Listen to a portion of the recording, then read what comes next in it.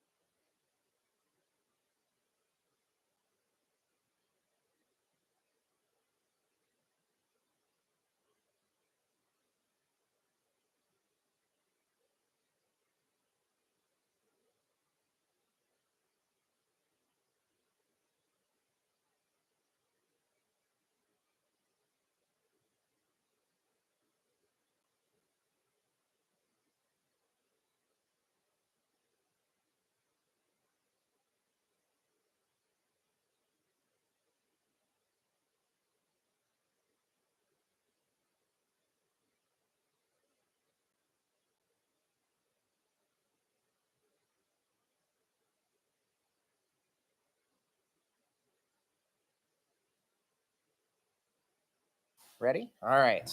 I'll call the meeting to order. Welcome to the West Valley School District Board of Directors study session. It is Tuesday, April 23rd, 6 p.m. And I'll call the meeting to order with the Pledge of Allegiance.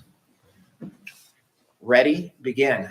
I pledge allegiance to the flag of the United States of America and to the republic for which it stands, one nation, under God, indivisible, with liberty and justice for all.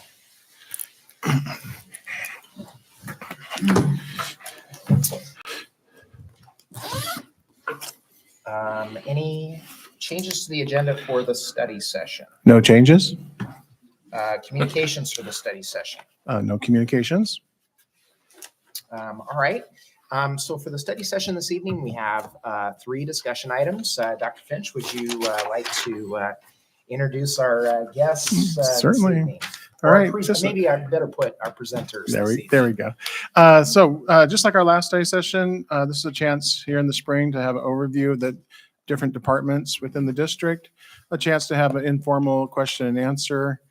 So we'll have short presentations about communications by myself, and then facilities by our director, Jack McCaskill, and then finance by our director, Sheila Wood. The short presentation is about 10 minutes each. They'll give us a half hour there. And then we'll open it up for just an informal discussion with the board. The study session is less formal, and so I'd like to provide some time with question and answer and just answer any questions that the board might have. So I'm going to go ahead and change my seat and go talk about communications.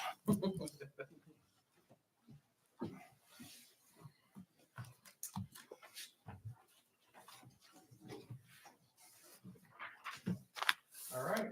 So for communications, we have a team approach to this. We have Minerva Pardo as our Director of Family and Community Engagement. She helps with many parts of our communications. We have myself helping with you'll see here in a second, website and articles that we have. And certainly our team approach, we have the principals contributing articles throughout the school year.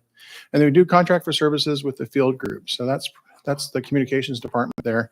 Minerva's presenting at the national conference in Portland, Oregon, and so she's not able to be here this evening.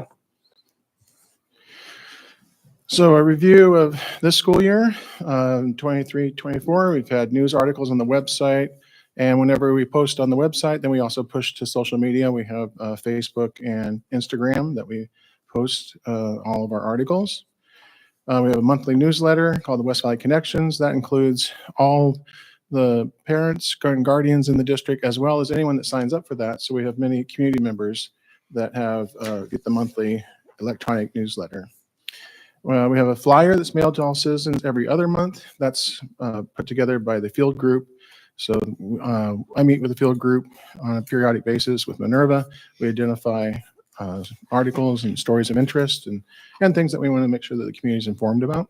And so we include that in the mailer. The mailer goes out to every citizen that lives in the West Valley attendance area. So it's not just for parents and guardians, it's for all of our citizens. We have Remind, which is text messaging, and Skyward Message Center, which is email. And that's the work that Minerva does to ensure that we have good communication about all the different activities that are happening in the district. And then we have community cafes, which are really a chance for communication and two-way communication. So a chance to engage our parents and families at each school. We've been each year having more and more of these community cafes. And this year we've had all the schools participate, and we have some coming up in the spring. And our plan is next year. Oh, that's the next slide. But plan is to do have all schools at least fall and spring next year. We also have communication where we get input from family members from the Center for Educational Effectiveness survey. We made sure that we worked with the Center for Educational Effectiveness, that the survey is real concise for our families, so we get a good return rate, and then we're able to ask more questions of the students and the staff. But for families, we want to make sure we have a good return rate, and we did have a better return rate this past year as we shared at the Data Summit. Just again to highlight the news articles on the website, really appreciate the principals. We made sure that each school had a time, we have a schedule set up, and so we have periodically principals are highlighting student, staff, programs. We've had a nice variety. If you look on the website, the district website, we have a nice variety there. We post them at the school, and that's relevant too. But on the district website are all the articles.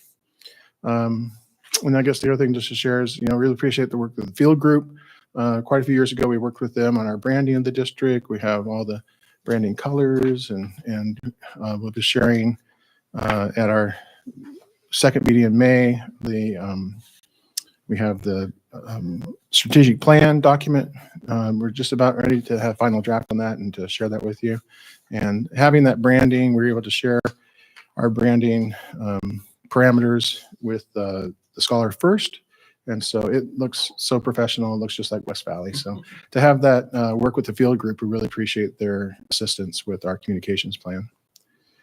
And then moving on, looking at the future, continue with the communication strategies that we just talked about, expand our community cafes. Again, community cafes are an event in the evening. We invite as many families to come as possible, and we have good two-way communication, what's going well with the school, what could be improved. We have the principals there to listen, and it's really a chance for us to listen to our families.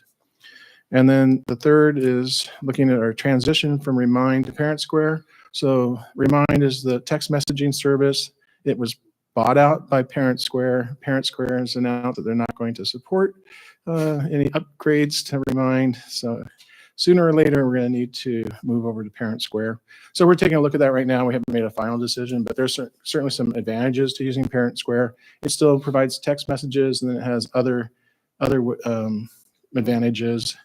It provides one-to-one messages. You can send voice messaging, two-way translation in hundreds of languages, emergency messaging, polling of parents. There's even, I believe, a way to do newsletters and have that posted so you can refer back to it. So just some upgrades that we could do if we look to Parent Square. And so we're just in the middle of looking at our capacity to make that change, and also just fine tuning what the cost might be on that. I guess the other thing I just want to share, we do periodic surveys in addition to the Center for Educational Effectiveness. We have something that's similar to I believe it's called Net Promoter Score, and that's just would you recommend West Valley School District to a friend or colleague? So we actually have that survey going out right now. It'll end at the end of the week. And then we had the same survey last year. We'll compare the results from last year to this year. It was about 75% said yes, and we would hope to have that increased. We do have an open-ended response on why you gave the score that you did. And so that's another chance for families to share information with us, and a chance for two-way communication. All right, so that was a quick overview of our communications, and this will give more time for Jack and Sheila. So I'm going to go ahead and turn it over. We can do question and answer here when we're done with Jack and Sheila. All right, Jack.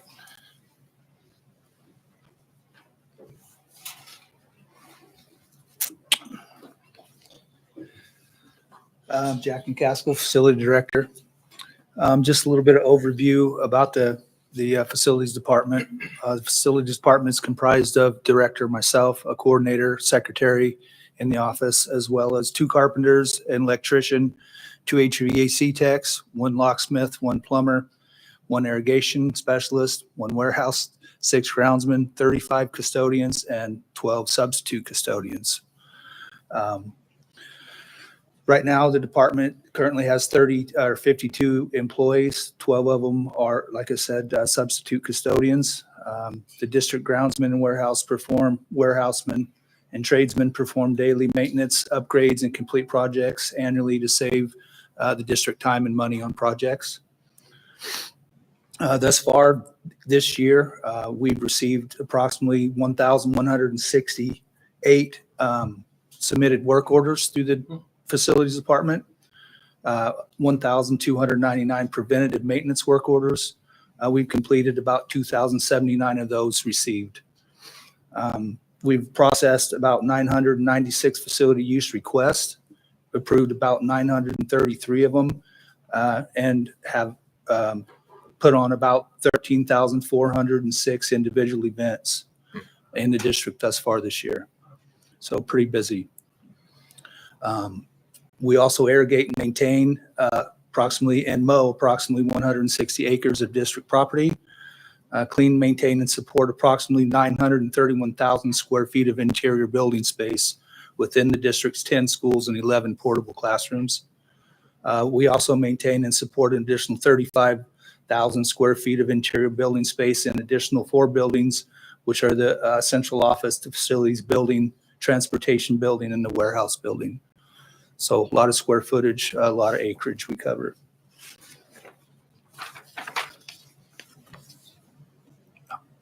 Thank you. Forward.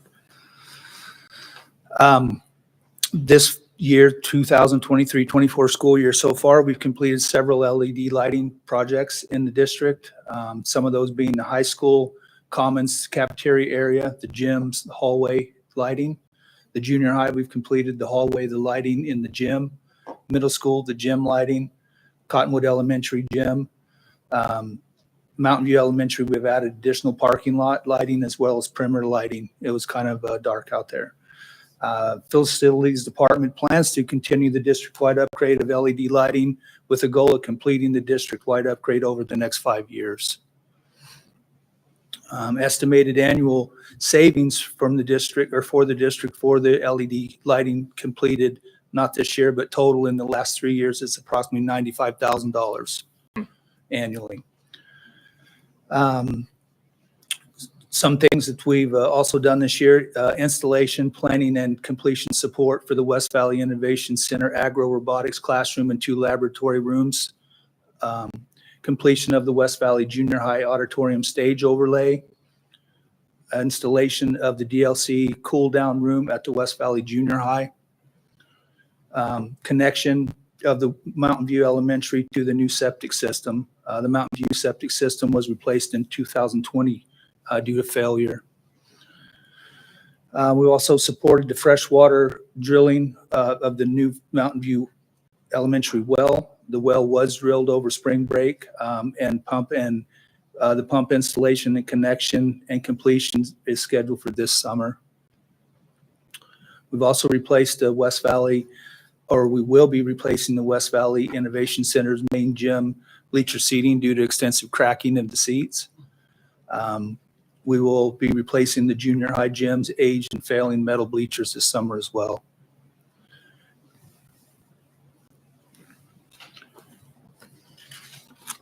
So for the future, just some of the projects that we'll be completing. We will complete the connection of the new well at the Mountain View Elementary.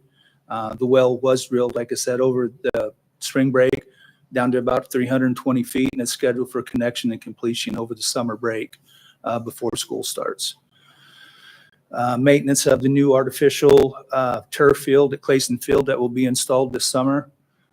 The field maintenance will require specialized equipment and training for the West Valley School District groundsmen. That'll be something new for us, so we're kind of looking forward to that. Installation of an additional parking lot out at Mountain View Elementary. Replacement of the auxiliary gyms bleachers, seating at the Innovation Center. They're pretty aged as well, but we're going to put that on the future project. Another big one, replacement of aged asphalt and concrete playground areas, parking lots, walkways throughout the district as needed, and as we can with budgetary restrictions. Striping, branding, marking, and refinishing of multiple gym floors throughout the district is needed. Some of the gym floors are getting to where they really need to be taken down to the wood, which is something that we're not equipped to do. So we'll look at doing some of those in the future. Completion of district-wide LED lighting program or complete throughout the district. And then the replacement of district roofs as needed. There's definitely a lot of other projects that are on the list, but that's the ones that we were going to target for today.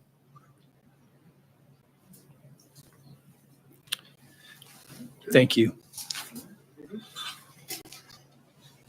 All right, now Sheila Wood will give us a report about the finance department.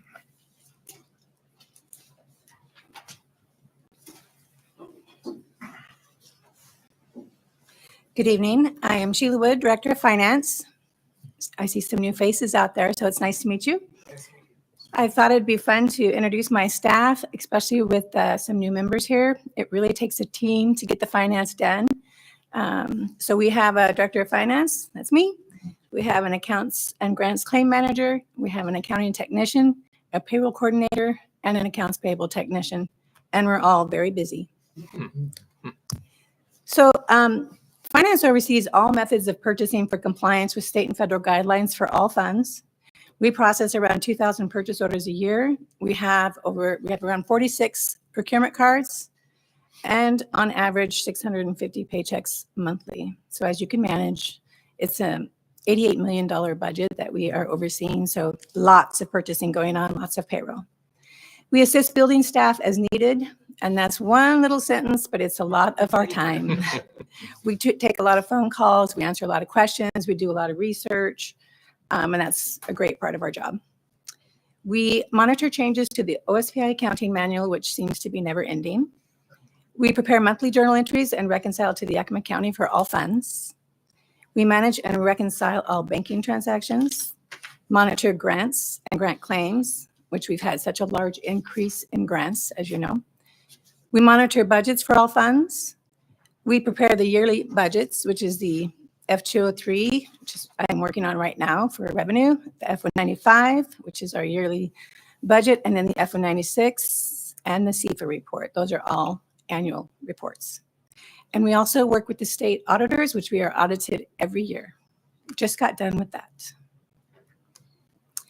For the future, the department is working on additional cross-training in all areas, and we are working much closer with HR than we used to, mainly because we merged into their building. We are also looking at streamlining some payment options for our parents and students with a new point of sale payment option for district athletic events and concessions per building request. It's been on our bucket list.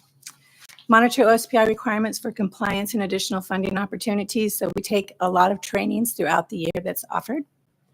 We monitor grant activity to ensure all funds, and we're always monitoring possible future impact to the district, such as enrollment, levies, and new or reduced or discontinued grants. And that's it.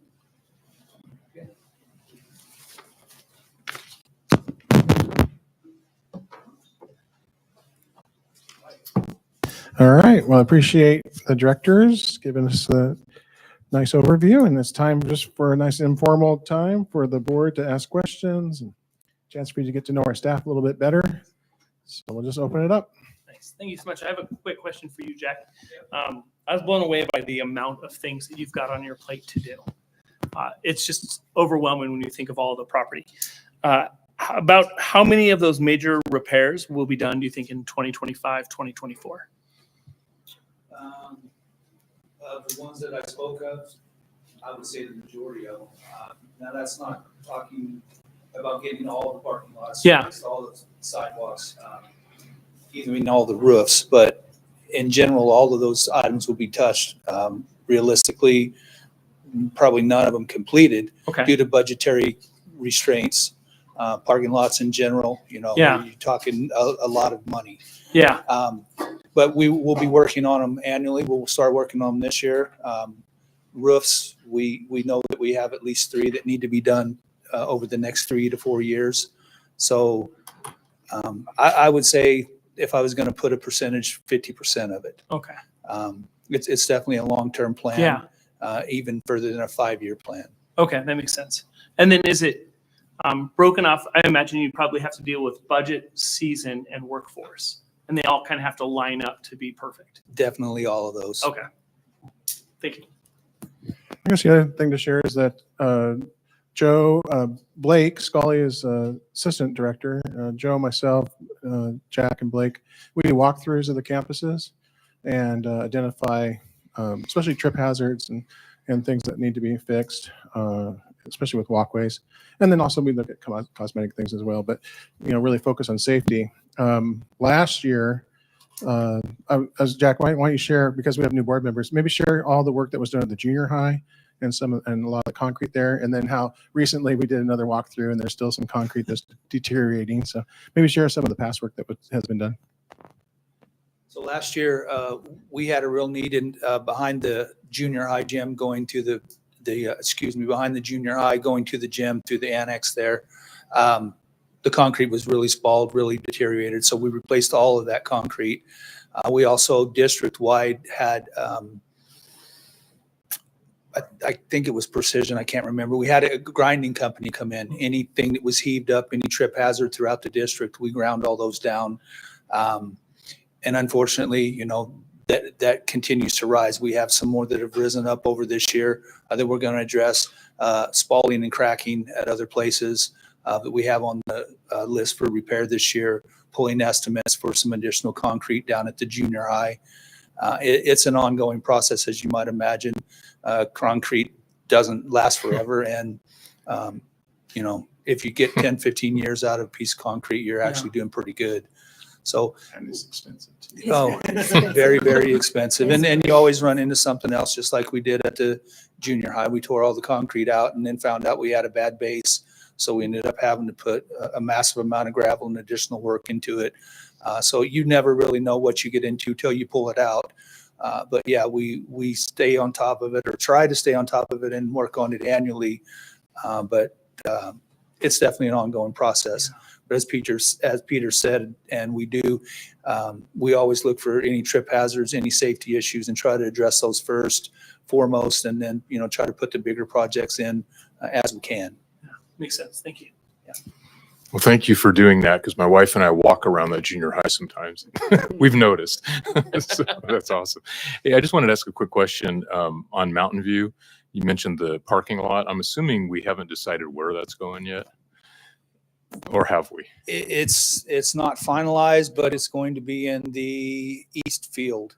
Oh, That's the area we have that is most accessible to the road, makes the most sense to connect it to the existing parking Yeah. lot.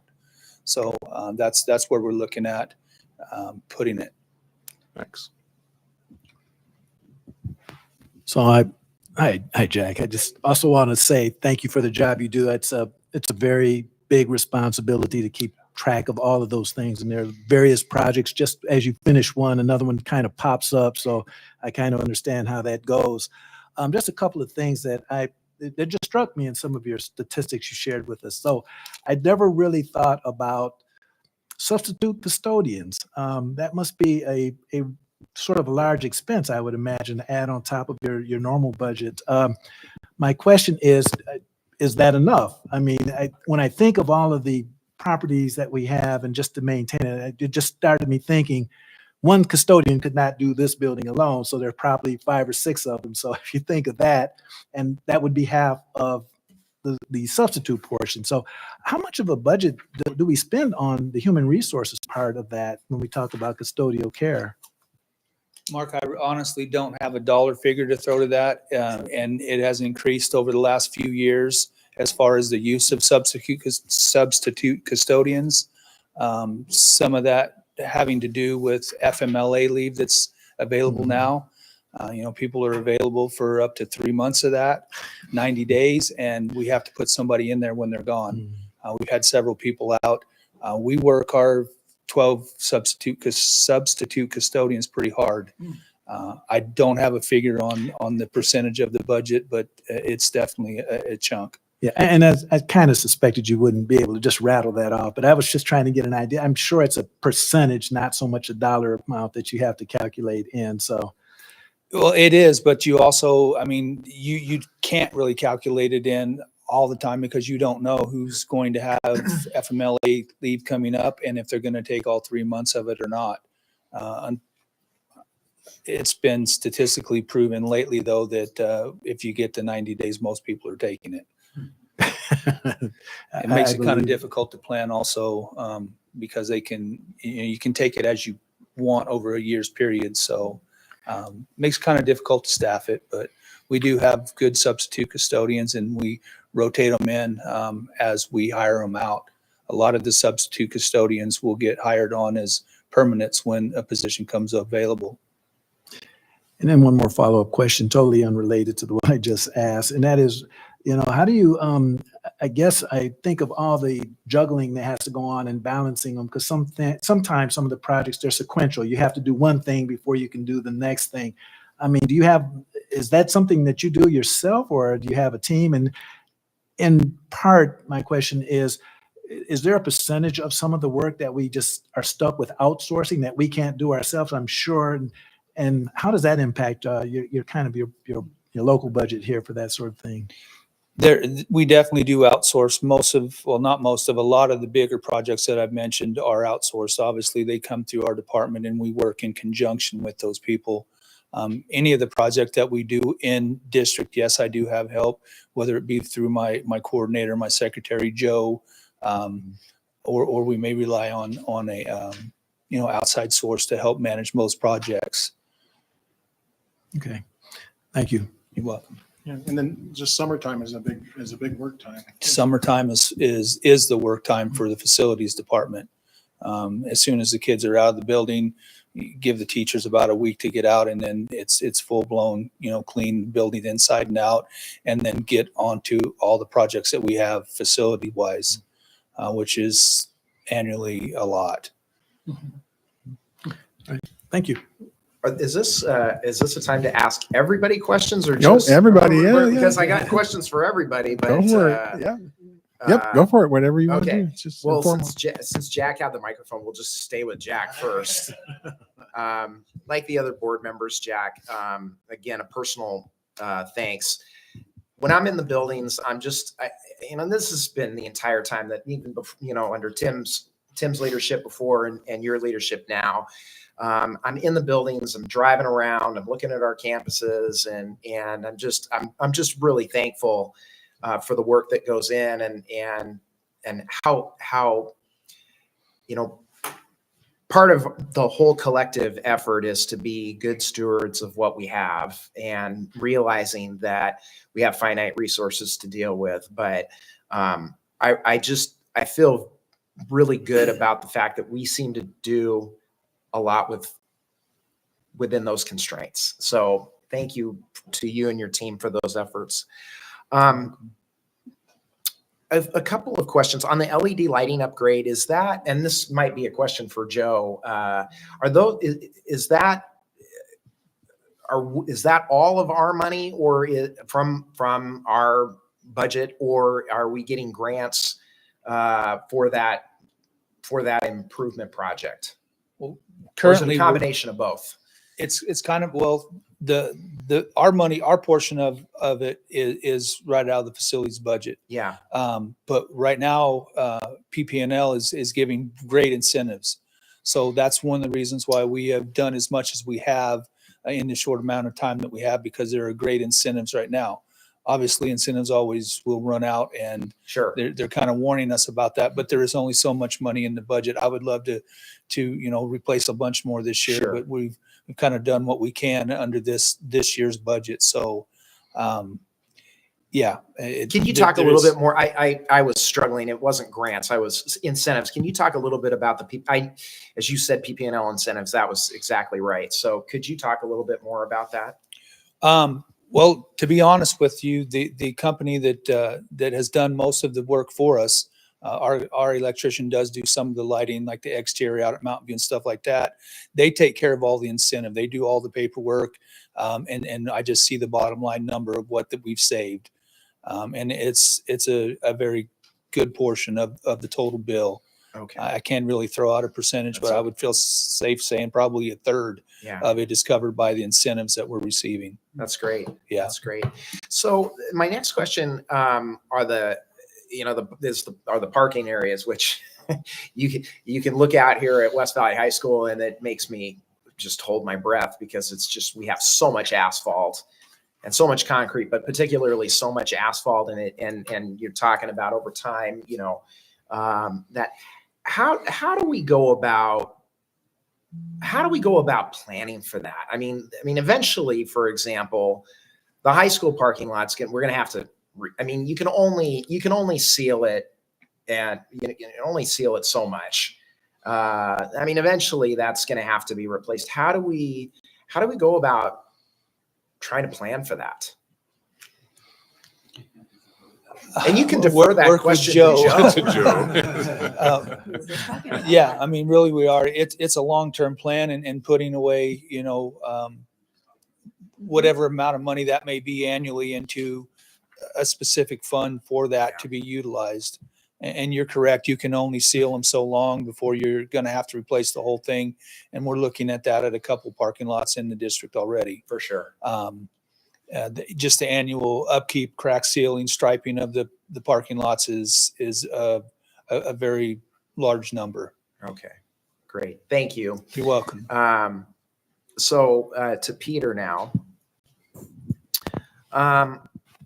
On the monthly electronic newsletters that go out, do you have some idea of the number of people on that mailing list? I can get that information for you. Okay. I don't know.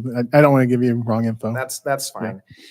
Secondly, and it seems like we've asked this before, and if we have, I apologize for the repeat question, but on the various surveys that go out, and now I'm talking about the student surveys, do we give parents the opportunity to know what those surveys are ahead of when those surveys go out and have their student opt out, kind of Yes. like other things that we do? And maybe you could talk a Sure. little bit about that. Yes. So we do have policy on that for student surveys. So we make sure that the parents are notified ahead of time. They're able to review the survey ahead of time, and then they can opt out of the survey if they choose to do that. And so we actually even have an ongoing part of our website that is about surveys. And so as a survey comes up, we can just post it right to that website, and then we share that link with the parents. And you can also maybe follow up with some information, but just out of curiosity, I'd be interested to know, like this year, how many parents have opted their students out of surveys? Yeah, I know that it's a very small number. I Yeah. don't have the exact number, but it's a Okay. very small number. Great. And then for Sheila, if you talked about this, I missed it, but I saw it in your presentation about, talk a little bit about the point of sale. You're working with the building's requested point of sale. Can you I think I know what that is, but can you talk a little bit more specifically about how that will positively impact us and our parents in particular? Sure. So right now, we can accept cash at the buildings, and we can accept debit card or credit card online only.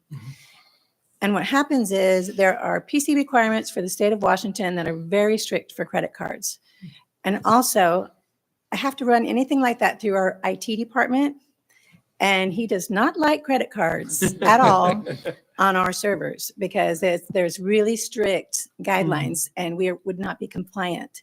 So we have not had, you cannot walk into a building and give them a debit card or a credit card to pay for something, or the concession stand, or a ticket to a dance. You can't do it. You have to go online, or you have to pay cash. So I've had a lot of secretaries asking it for quite some time. We tried it. It did not work. We, for point of sale, meaning as you walk right up to pay that way, you could only do it online. So we have found some other options.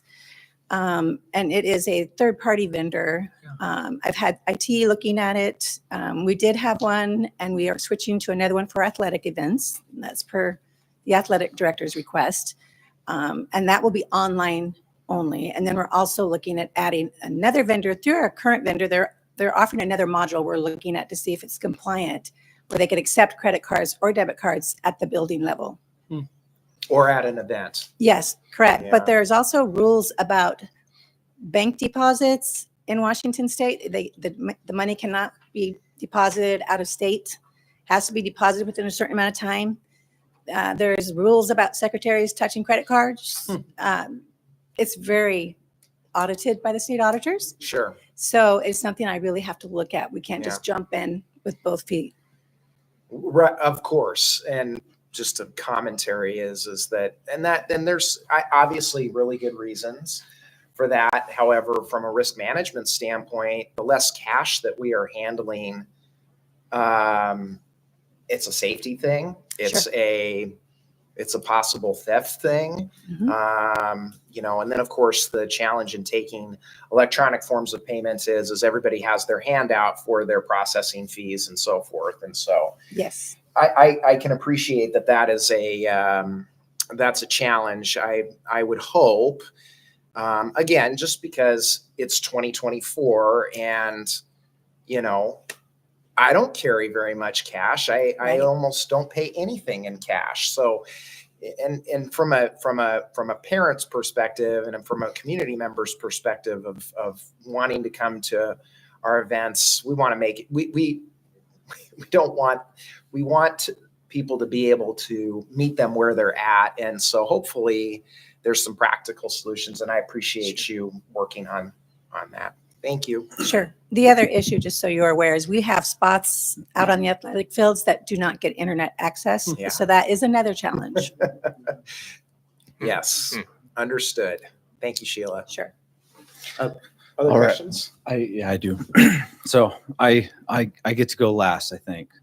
So, but I had a question for Jack and Sheila. Same question, but more for your department, because Sheila, you obviously have the hands-on in the finance and seeing the numbers. What would you say is the biggest need in, you see the rising costs in this area or this area. What do you see as the biggest need in the next 5 years? And then to you, Jack, kind of the same question, but you're going through all the facilities, and maintenance is always a constant need. What do you see as the biggest need in our district in the next 5 years? So Sheila's got the It's, mic. it's ever changing. And Joe and I talk about it all the time. We're getting ready to do the budget and a 4-year forecast. So that is when you really start looking. But capital projects, like a lot of these projects, are going to be big, and we'll have to find the resources to do that. And also we have grants that are ending, so we're getting less funding. So that's another challenge. So yeah, we have lots of needs, definitely. Okay. As far as a couple of the biggest ones, the needs, in my opinion, are going to be our roofs, our aging roofs, and our aging infrastructure as far as our concrete and asphalt. There's obviously lots of other ones as well, but those are two very big ones, just because of the scope of all the buildings. Like you mentioned, we have a lot of asphalt, a lot of concrete, and our buildings are big. The roofs are big. And all those things have went up tremendously. Anything to do with petroleum, as we all know, is increased exorbitantly, and as well as everything else. Just maintaining our fields, the spray, the paint, everything. Maintaining our vehicles. As far as the budget and the way it's went up, that's where I see it the most. Probably is anything to do with our chemicals and even our cleaning chemicals. And anything to do with the upkeep of our vehicles. Okay. Oh, I wonder, just another counter question, and maybe it's a question more for Joe that's behind you. But do we have a kind of a 10-year, all right, we know that this building has this much life in this part of the building. This has, the carpets have a 15-year lifespan. Joe, do we have something that kind of shows a plan that's going to reveal the needs that'll come in 10 and 15 years? We do. I mean, we're working on a long-range facility plan. That's part of it. So long-range facility plan is part of it. But as far as carpet within building, you base it on your staff, which is like your 30-year modernization as well. So that's part of our plan to make upgrades to certain buildings, whatever that may be. So as far as the interior, as far as carpets, that's kind of like a budgetary thing that we look at each year. That's something that needs to happen. So Jack put stuff up on his thing and say, hey, Joe, we really got to put a plan together. I see this probably lasting another 2 to 3 years. And then we can kind of work together to say, okay, let's go ahead and start budget for this. Let's look at getting that done within 3 years for that internal stuff. Okay. Does that make sense? Okay, yeah. So I think we're about a 4-year planning right now, not much further than that. Okay. I think that answers that. The other question I had for Peter. So going from Remind to Parent Square, and obviously we don't have a choice, and they want you to use their stuff, right? So, but with that, I think I'm appreciative that we do a lot to communicate in our district, and my wife has a Remind app. I get the text messages, and that's it's a love-hate relationship. I'm glad I get them all, but sometimes you get a lot, and I'd rather communicate than not. But with that transition, transition's always hard. And so we've worked so hard to get parents onto the Remind app and things like that. Is there a timeline on how that transition to Parent Square and informing parents of that is going to happen? Yeah, the usage from the parent side, it'll be very similar. It's just a text message that comes to them. There'll probably be something where we have to, I'm not sure. It may be automatically because we already have the numbers. It may be just on the user side. That will be some professional development that we need. We actually have this on the agenda for our Wednesday operational meeting tomorrow. So we'll continue to work on this and just see, is this the time to move forward with it, knowing that Parent Square is not going to be supporting Remind, and just kind of mapping out a timeline. So we're working on operation, on what it would look like if we move to that, and when would we'd be able to get the trainings in. So Are you thinking before next school year? that's the best time, is to start off the school year. Yeah. So we're looking like, if we were to do it, how would we maybe have some office hours in August so that any staff member that uses Remind right now, they learn how to use the Parent Square and have that support for our staff, because we want to have it be a seamless transition and not drop the ball with our communications. Yeah. We do know that the families like having the text messages in addition to emails. So we'll definitely continue to have text messaging as an option, either Remind or Parent Square. Yeah. But we'll move forward with that. Okay. And thank you guys behind the scenes, and not always up front, but I know so much happens behind the scenes. So again, I know, as everyone said, thank you guys for what you do. Appreciate you guys. Other questions? I think Mark? Mr. Strong Yeah, has that's fine. another We got time. question or two. Just one more question, and this might be an easier question for you, Peter. I'm just curious, do we have any planned updates or upgrades for the website in the horizon here, or since we're talking about communications? Yeah, the website right now, we've had quite a lot of feedback and made corrections based on that feedback. So right now, my understanding is people are able to get the information that they need, and we're able to make the updates to the website really quickly as needed. So right now, there's no plans to change the website. Nothing major on the horizon that you can Correct. forecast. Okay, just curious. All right. Thank you. Well, I like what Michael Thorner, all right, I'm back to being superintendent here. Last meeting, Michael Thorner said, when you think about all the things that happen in the district, it's kind of a minor miracle that we're able to have school every day. People, their paycheck shows up in their direct deposit. It seems like magic, it just automatically happens, but we know there's people behind the scenes. Facilities, you turn on the water and it works, and you just take that for granted. But there's so much, as I drive around the district, and I just see there's so much pride in the work of our facilities department, Jack. I know that pride starts at the top, and that really does permeate across the district. And I always have positive comments from people when they visit the district, and they're like, "How old is Cottonwood? It looks brand new." And I'm like, yeah, it's just it's great to I have was that noticing pride. that about White Hollow the other day.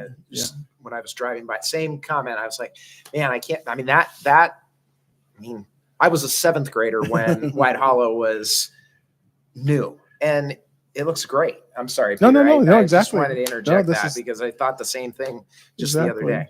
Yeah, and then we're having the exit interview coming up with the auditor, and the audit was 100% clean, and just and that it doesn't happen by accident. There's the procedures that we have in place, and we make sure people follow the procedures. And Sheila always does it with positive customer service and does it with a smile, but also makes sure that we have the procedures followed.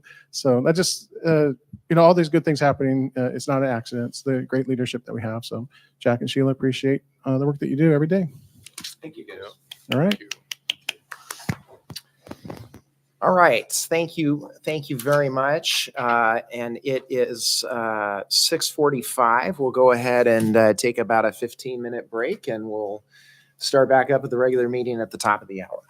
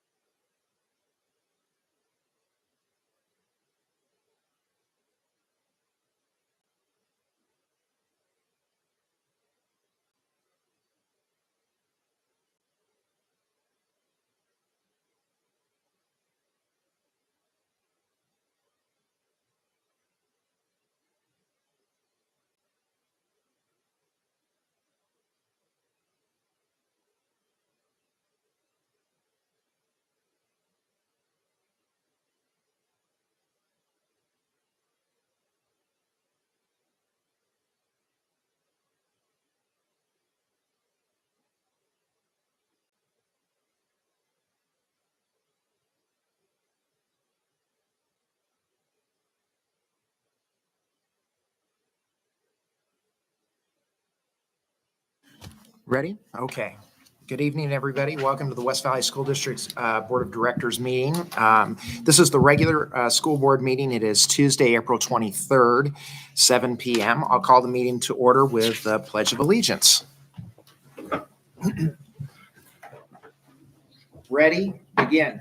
I pledge allegiance to the flag of the United States of America and to the republic for which it stands, one nation, under God, indivisible, with liberty and justice for all.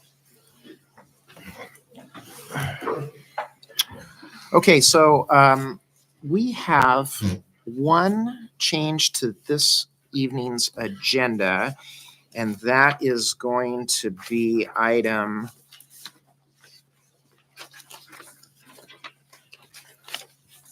11F. Approval of instructional materials. We are going to take that off tonight, and we are going to move it to the next school board meeting. So item 11F is coming off, and there are no other changes other than that. No other changes. The board had requested to move that to the next meeting so they can make an informed decision. And so we'll follow through with that. Okay, thank you. Item 5, communications. Dr. Finch, response to public comments. Yes, we have that as a placeholder. There were no public comments at the last board meeting. Okay, high school ASB report. All right. Looks like we have Magnus is going to come to the microphone.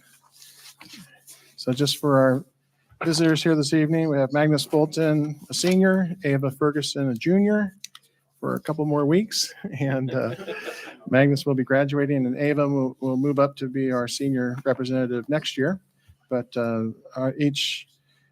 once a month, we have a high school ASB report. So Magnus is going to deliver that report right now. Thank you. We'd like to congratulate our Rams on the Red Carpet community service event, which supports the YWCA. This wrapped up on April 17th. They raised over $10,000, so way to go. We also certified our election results for class and ASB office on April 17th, and we're now starting the process of doing our interview positions, which includes our school board rep. And on April 15th, the ASB card and athletic participation data was released. Interesting figures to note are the impacts that House Bill 1660 had. 47.7% of our low-income students received a free ASB, and 11.1% participated in athletics. We're in discussion right now on how to close these gaps to ensure that all of our students are included and can participate. We'd also like to invite you to catch our next West Valley High School Play On May 2nd through 4th at the West Valley Junior High Auditorium. And we'll be having our Cinco de Mayo assembly on May 3rd, put on by our Metric Club. Thank you. Thank you. Magnus, question, not about your report. Yes. Have you decided what your plans are for next year? Yeah, so I got accepted to the University of Washington Seattle campus, and I'm going to study computer science.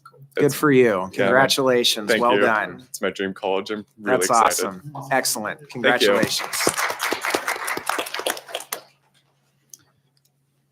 All right. Item 6, program presentation. Dr. Finch, would you like to do the honors in introducing our speaker tonight? Certainly.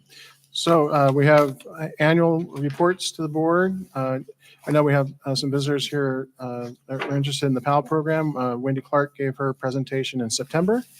This evening, we have Susan Almason, Director of Special Education, who'll be providing a report to the board and just an overview of the program and get us up to date on any developments for special education. Would like to note that Susan is just completing her first year as Director of Special Education for West Valley, and just continue get comments all the time of how much they appreciate Susan's work in the district and what a great job she's doing. So it's really appreciate Susan having such a successful first year. And I'm not surprised because she was working with us previously. This is a new position for her, but not new in West Valley. And I knew that she would be doing a great job for us. So Susan, thank you so much for your work, and we're ready for your presentation. All right. Good evening. So I know we have 3 new school board members, and I wasn't sure how familiar you guys were with our special education programs here in the West Valley School District. So my report this year is just an overview of our students and our staff and the programs that we have in the district. And I will say before we get to questions, like I don't have numbers memorized, but definitely I can get any information and data that you guys want in addition to what I'm presenting here tonight. All right, so as of April 1st, we are currently serving 829 students who qualify for special education, and that is the highest number of students historically that we've ever served in our special education department. So the first graph is a graph from September to April of our preschool and TK students. As you can see, our TK students served on IEPs bumped up just a little bit. But that big jump in preschool students is our 3-year-old students. So legally, we have to start serving students who qualify for special education on their 3rd birthday. So that is typical data trend for us throughout the school year. We add more and more students to our developmental preschool program. And then the second graph, so the blue line is the number of students in our K through 21 programs, and then the red line is the total number of students in special education. So you can see the last couple months, March and April, we had a little bit of a jump in our total number of students that we're serving.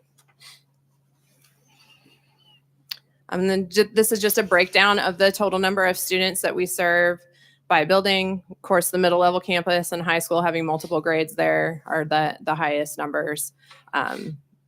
But our elementaries are pretty even based on the total student population. They're all around 15, 16%.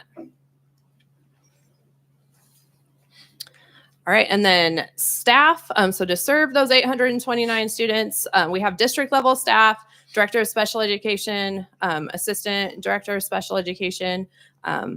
We have 2 secretaries who help out with a lot of our paperwork and keeping track of all of the student files and everything. We have 1 board certified behavior analyst and a full-time and a half-time behavior specialist who support our 6 elementary schools, our middle level campus, a little bit at the IC and a little bit at the high school. We have 1 itinerant parapro who's helping support our preschool program right now because as you saw in the graph, like we've had a big jump in the number of 3-year-olds that we're serving. We do have an occupational therapist who we contract with and 2 certified occupational therapy assistants who serve students across the district. We have a physical therapist who's contracted, and then we have a teacher of the visually impaired and a brailleist who work with our vision students. At Autanum, we have 3 special education teachers, 2 resource room and 1 DLC. Our developmental learning center or self-contained classroom at Autanum is our behavior support classroom. So there is a higher staff ratio compared to students in that classroom just to support some of our elementary students with significant behavior needs. An SLP who's a teletherapist, speech language pathologist is another position we've had a hard time filling in person. So we have quite a few teletherapists that we contract with. Our school psychologist is shared with Apple Valley. And then there are 2 DLC classroom paras and 2 one-on-one paras for students in the DLC classroom. Apple Valley has 5 special education teachers, 2 are resource room. And I put that in quotation marks because we're doing a lot more push-in and where the teachers are actually going into the gen ed classrooms and serving students there rather than the traditional model of pulling them out. That's why I put that in resource room in quotation marks. But they are still considered kind of resource room teachers. We do have currently 2 DLC classrooms at Apple Valley. 1 will be moving to Mountain View next year, and then developmental preschool along with the 2 TK classrooms. So there's a lot going on at Apple Valley this year. There are 2 SLPs in that building, an SLPA, which is a speech language pathology assistant, and then a speech para. And we do have an in-person SLP and then a teletherapist at Apple Valley. The school psych, and then 4 DLC classroom paras and 3 one-on-one paras. Oh, that is blank. I'm not sure where the rest of, did you guys get all of the? Part of that last one was blank for us too. Yeah. Special education staff.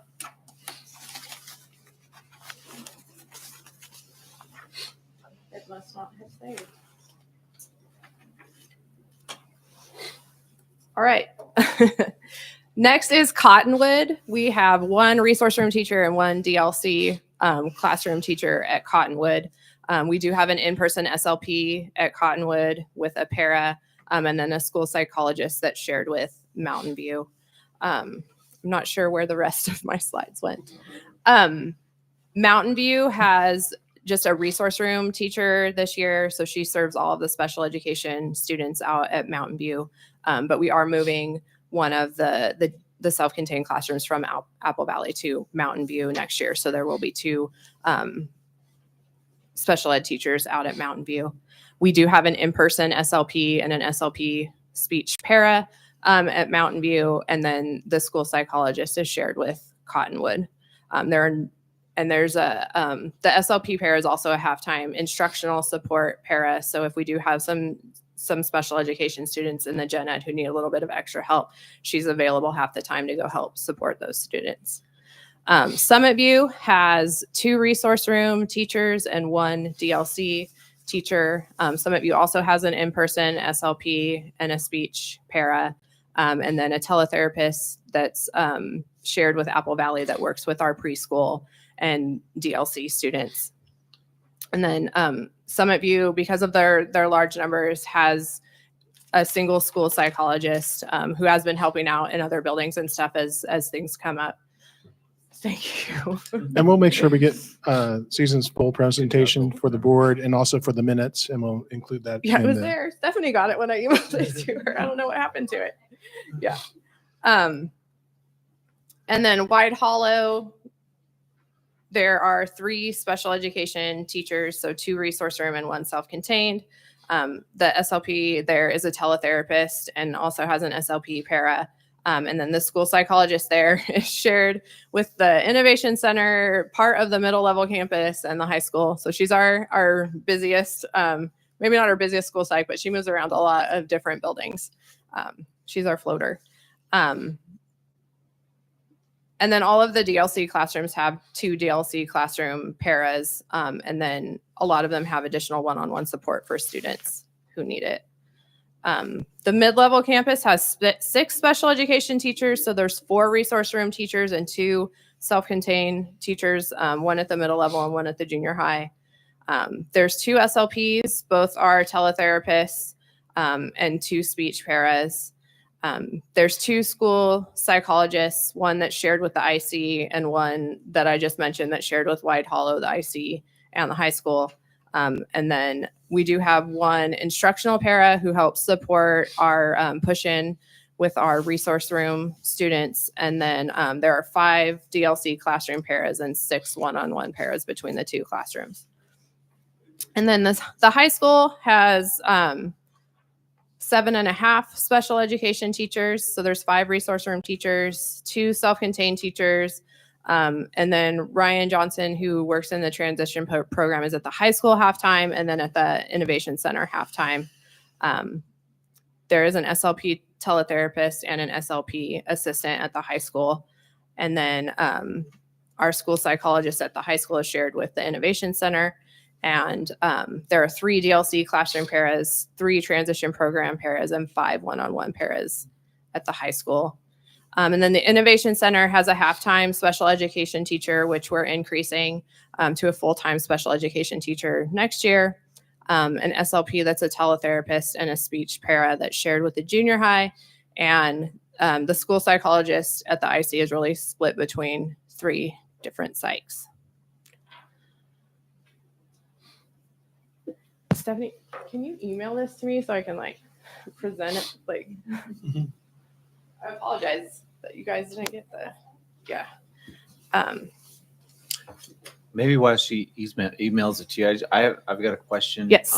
So moving the DLC class from Apple Valley out to Mountain View, is that based on the need that's out there, or is that moving the class and students to out there? So we'll be moving the Mountain View boundary students and the Autanum boundary students out to Mountain View, so that the Mountain View boundary DLC students are able to attend their They're going to boundary Apple school. Valley now. It's because they're going to Gotcha. Apple Valley now. Okay. Yep. Okay, that makes Yeah. sense. Right. We currently have 2 DLC classrooms at Apple Valley. So next year we'll have 1 at Apple Valley and 1 at Mountain View. Yes. That's correct. Yeah. wanna That way go? the kids from Mountain View will be served at their home school.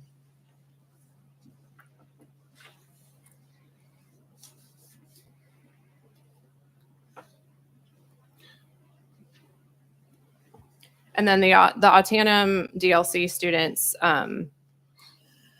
because they're not needing the behavior support classroom, that's why they're not attending the Autanum.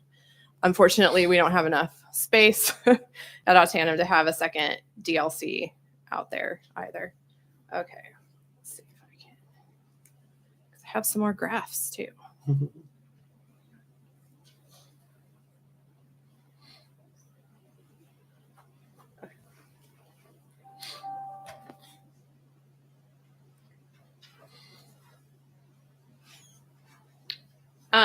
So we do offer a continuum of services. So our goal, so LRE is what we talk about in special education, and this is the least restrictive environment or the least supportive environment to be able to serve students in the least supportive environment required for them to make progress on their IEP goals.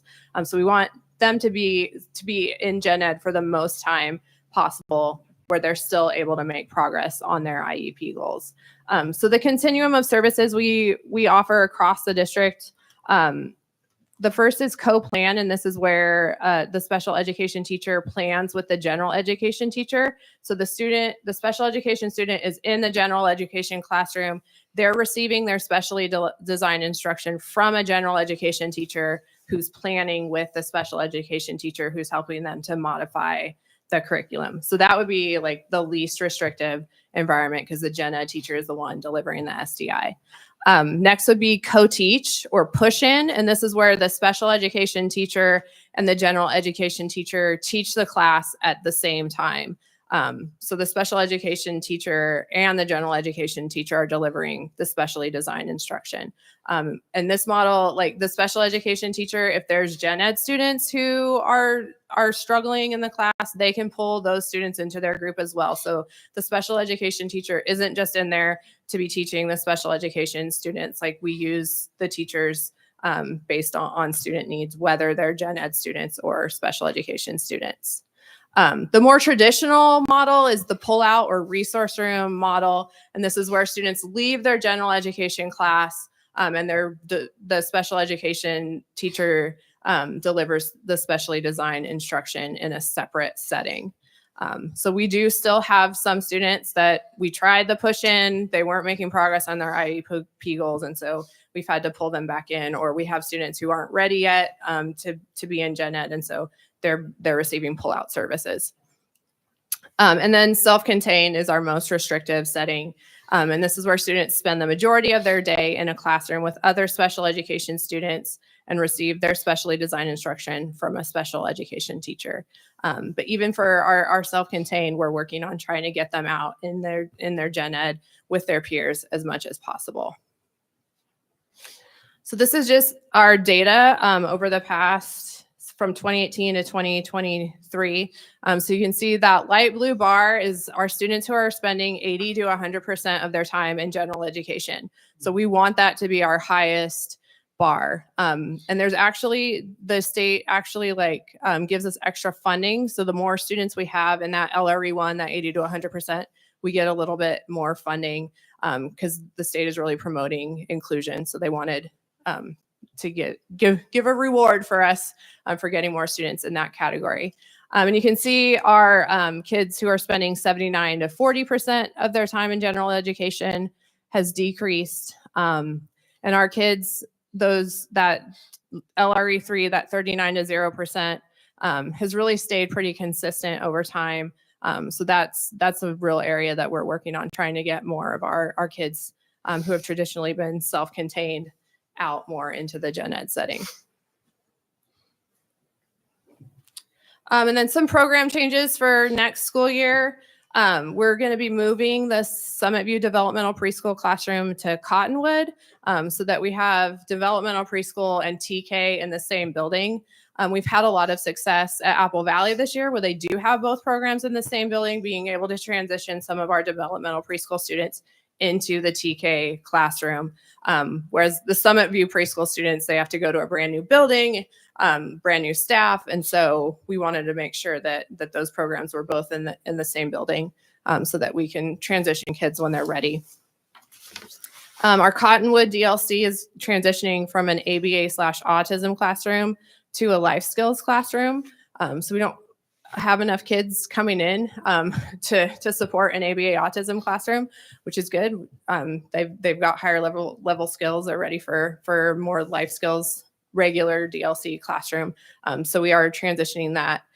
We're allowing the current students to stay if their parents want them to stay at Cottonwood, and then also offering to bring the Cottonwood boundary students back from Summit View. We're moving the DLC classroom from Apple Valley to Mountain View. So we'll serve the Mountain View and Autanum boundary DLC students at the Mountain View campus. There we'll have a full-time special education teacher at the Innovation Center, which will also help us to be able to allow all of our DLC students who have completed 12th grade and choose to continue until they're 21 into the transition program, and to be able to support all of our 18 to 21-year-old students in that program. Jed Waters got some CTE funding for us and purchased, it's called the PAYS Lab. I've included a link if you guys want to check that out. But we're really excited about that. It's a lab space for our students to practice vocational skills, to find out what kind of skills they're interested in, and then to give them some job skills before we're taking them out into the community to work. So we're really excited about that. And our transition program teacher, Ryan Johnson, is going to be funded out of CTE next year. All right. And that is all I have for you. I apologize. I'll get those slides to you. I'm not quite sure what happened. But it did go out to somebody at least. All right. Any questions for Susan? Yeah, Susan, I appreciate you doing that and stepping in, and I imagine a lot of transition this year, stepping into that. My question was with the LRE. So you mentioned that the state provides more funding if you move more students into the LRE, and I'm for that. At the same time, I guess what are the goals and the hurdles that they need to accomplish in order to move into it? And because I guess there's the temptation to move in order to get the funding if maybe a student's not ready. And I'm not saying right. that So I put the happens, but multiplier up there. It's not a ton more funding. So for kids who are in LRE2 and LRE3, the multiplier is 0.995. And then for LRE1, it's 1.0075. So it's not a ton of extra money. It's a little bit of money. But really, even without that, the financial benefit, if you can see that as a financial benefit, we really want to make sure that we're preparing our students for success outside of high school. And a self-contained classroom is not real life. So trying to figure out how much we can get them out in the community, engaging with their peers, and looking at the data. So taking data. And like I said, we have some students that we tried to push in. We have data that are not making progress on their goals. And so we've pulled them back in. And then Stephanie can probably speak to, we have a number of students who have been exiting from special ed at the high school level as a result of the co-teach and co-plan and just having more access to the gen ed curriculum. I guess, Susan, we can also share that we've been engaged with the work of Katie Novak through a state project, the Inclusive Practices Project. And so we've used Katie Novak's books as part of our book reads in the district. And she provides research in those books that the research shows that students that are in a greater portion of their day in general education have better outcomes. And so really the research supports it as a best practice. And that's kind of the reason that we would try to move to that direction as well. Yeah. And I know you guys don't know me, but I'm all about the data. So it's looking at the data and what is serving this child best, not we get 0.0075 more for this student being an LRE1. So we're just going to stick them in gen ed all day. Yeah. On your first slide, I see K through 21. Is that kindergarten through age 21? Yes. Okay. And then, so what happens at 22? And then how many students do we have in that 18 to 21 category? So the 18 to 21 right now, we have about 12 students. So once it's mostly our self-contained students. Once they finish 12th grade, they can choose to continue on through the age of 21. And there was actually a bill proposed to extend that to the age of 22 this year. So that might be coming down the pipeline here in the next couple of years. But anyways, after 21, really that last year of either high school or the transition program, we're working with outside agencies to get them set up for things after high school, whether that's community college classes, supported work environments, all that stuff out in the community. So we do try to get that set up. Starting at age 16, kids have what's called a transition IEP, and it's really looking on what's their plan after high school and how can we get them there. Awesome. Yep. Thank you so much. Yeah, we talked about as students transition out of our system, but also students that are birthed to age 3 have a right to services as well. We're so fortunate in our community that we have Children's Village as a provider. And so we contract with Children's Village to be able to provide services for birth to age 3. Yep. Thank you, Susan. Other questions? I have 2. Susan, thank you for the presentation. 2 questions for you. One, could you tell us a day in the life of Susan as the special ed director? I think that would be informative to everybody. And then secondly, only because I know you, I think it would be informative for people to hear your professional background and education background, because it is not maybe as other principals and superintendents. And so I think that would be really instructive for everybody to hear about both of those things. Okay. I'll start with my background. So I'm a board certified behavior analyst, or BCBA, by trade. I have my master's degree in behavior analysis and have completed coursework for a PhD, but then life happened and didn't quite get that finished up, for a PhD in applied behavior analysis with a specialization in autism and related disabilities at Western Michigan University. I moved out here to Yakima in 2008 and started out at Children's Village in the autism program there. Unfortunately, the grant funding for that program ran out, and the Wapato School District just happened to be hiring a BCBA when I was the only BCBA in between Seattle and Spokane and didn't think that anybody knew what a BCBA was. So I applied for that job and got it and started working in schools in the Wapato School District, supporting special education students, mostly in behavior. And then also I was tasked with getting PBIS systems set up in that school district. I was there for a few years, and I worked for the SELA School District for a few years, kind of doing the same thing.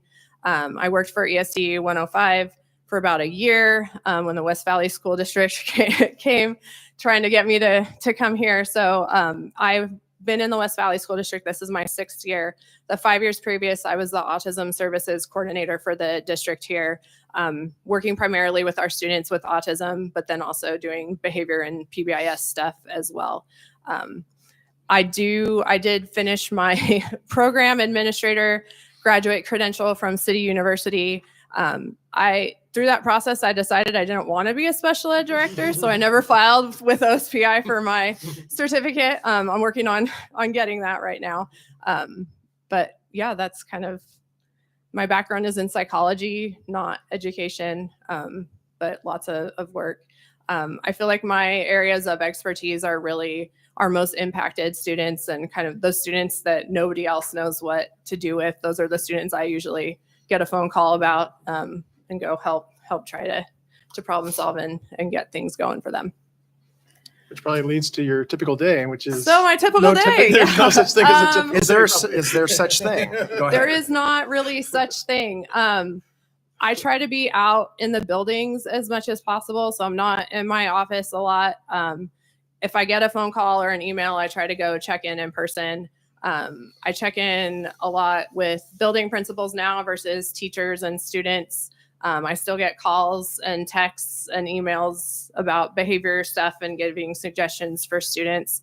I try to attend a lot of the IEP and evaluation meetings, but mostly for students with autism. And then if there's behavior concerns, I'm usually at those meetings.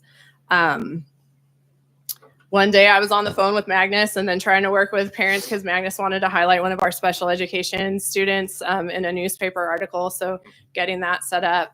I prioritize responding to parent concerns and investigating those concerns and trying to get back to parents as quickly as I can when concerns come up. Yeah, just it's different every day. Thank you. Yeah, definitely try to not be as at my desk as much as possible. So out in the buildings and yeah. Thank you. Other questions from the board members? Okay, well, thank you very much, Susan. Appreciate your presentation this evening. All right. On to item 7, which is the public comment period on non-discussion agenda items. This is a time for the public to address the board on any matter that they would like to address. We have another public comment period near the end or a little later in the program about discussion items. Tonight's discussion items include Title VI, Indian Education Grant public hearing, and then also we would take public comment on travel requests and some policy revisions, approval of school bus purchases, some capital improvement projects. So if your topic is not, and looking at the list of people that have signed up, if your topic is not one of those, now is the time to give your public comment. Just a couple of ground rules about the public comment period. Number one, I will call on you in the order in which you have signed up. If I butcher your name, I apologize in advance. I'll do the best that I can. Secondly, a public comment period is not an appropriate time or appropriate forum to comment about a specific staff member. If you have a concern about a specific staff member, you are encouraged to contact Dr. Finch directly and have an appointment. The last thing that I'll say about the public comment period is just that it's a comment period. It's a little bit awkward. This is a meeting in public in that you will give us comment. The board will listen diligently, probably take notes, but we will not be responding to you. I know that sometimes when people are new to the school board meeting and provide public comment, they have questions. We're taking those questions down. Our usual cadence, and I'm going to emphasize usual cadence, is that Dr. Finch at our next school board meeting will give a response to public comment. However, again, judging by the topics on the list, you're not going to want to wait 3 weeks for responses. And I understand that. You're not going to get a response tonight. So I want to tell you that in advance. But if you would, or if you would like a response sooner than that from Dr. Finch, he will get back to you if you will make sure to leave your name and email address and maybe a telephone number so that Dr. Finch can make appropriate comment back to you in a more timely fashion than our next school board meeting. So with that, I think also I could give some background information to the school board. I see that there's some parents who have signed up that were at a meeting last Thursday night. We had a meeting Thursday night at White Hollow, a meeting about the PAL program, the program that we have for highly capable students that's self-contained. This year, it's for students in grades 3, 4, and 5 with classrooms in grades 3, 4, and 5. As we're looking at the budget situation, making sure that our enrollment matches, or the staffing matches our enrollment, we had met with the teachers prior to spring break, and there's been a trend of having lower enrollment of parents deciding to have their student stay in the highly capable program, but served at their home school and not served in the PAL program at White Hollow. So the teachers were needing an answer from me on what was going to be the plan for next year. So at that point in time, I told them, well, at this point in time, the plan is that we would have multi-age classrooms at White Hollow. We'd have a grade 3-4 section and a grade 4-5 section, that we would go have a different program, but we'd still have a PAL program. It would look different. We'd have a 3-4 multi-age, grades 3-4 multi-age, and a grade 4-5 multi-age. That was the plan at that point in time. The parents are still considering whether to have their student attend the PAL program at White Hollow. The deadline is this coming Thursday for parents to give us their answer. And then we'll be taking the enrollment that we have at the end of the day on Thursday, and we'll start working on looking at what enrollment do we have and what's the staffing that we have for the program. And so by next week, we'll have a solid answer. Now, there were some parents that had suggested that, this whole timeline should have been moved backwards so that we would have more information and not have this uncertainty. And I really appreciate that. And I apologize for the way we're at with this timeline right now. I felt that the teachers had asked for an answer from me, and I wanted to honor that request of the teachers. And so that's why at that point in time of a meeting that we had prior to spring break, that I told the teachers, well, the plan is to have multi-age, and we're going to look at enrollment. And so that's kind of where we're at right now. I know as a parent, I would have a difficulty with that because there's this uncertainty, but we just need to make sure that our staffing matches the enrollment for the program. Thank So you. that's a little background information, and I appreciate the parents that are here this evening. Absolutely. Thank you, Dr. Finch.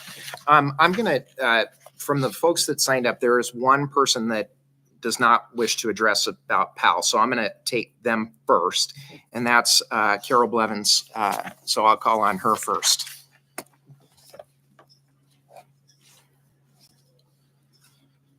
Hello. My question tonight is, are we teaching transgenderism and homosexual ideology in the primary level? And if so, what subject is that under? The reason that I'm asking that is I have a second grader granddaughter and a third grader granddaughter, and they've made some interesting comments to me.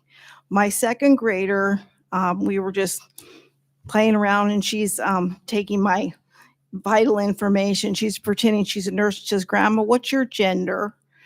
And I said, "Well, you're born. When you're born, you're either a boy or a girl." And she said, "Well, you can be born a boy or a girl, but you can be kind of all mixed up, and you don't really know. You could be a girl in a boy's body." And then my third grader, she said, "Grandma, I've got 4 lesbian friends." And I said, "Well," she's a very social girl. I said, "Girls love each other. They hold hands, they hug each other, they play.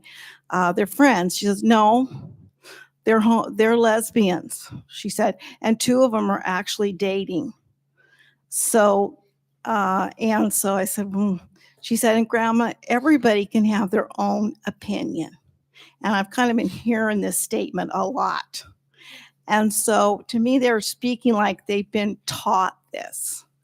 And so I'm just wondering what subject that, if it's being taught, what subject or the name of the subject of where that's coming in their teaching. Because frankly, I'd like to ask their parents to have them not be in those teaching sessions. So that's my comment tonight. Thank you. Thank you, Carol. Okay.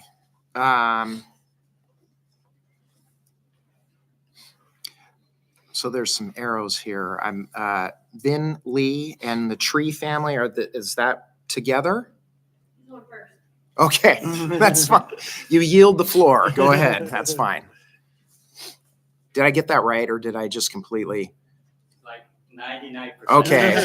Again, my sincere apologies. So if my English breaks down, just I hope you understand the 99%. We'll extend each other grace. So I just want to say briefly, my name is Vũ Lê. I'm a gastroenterologist here.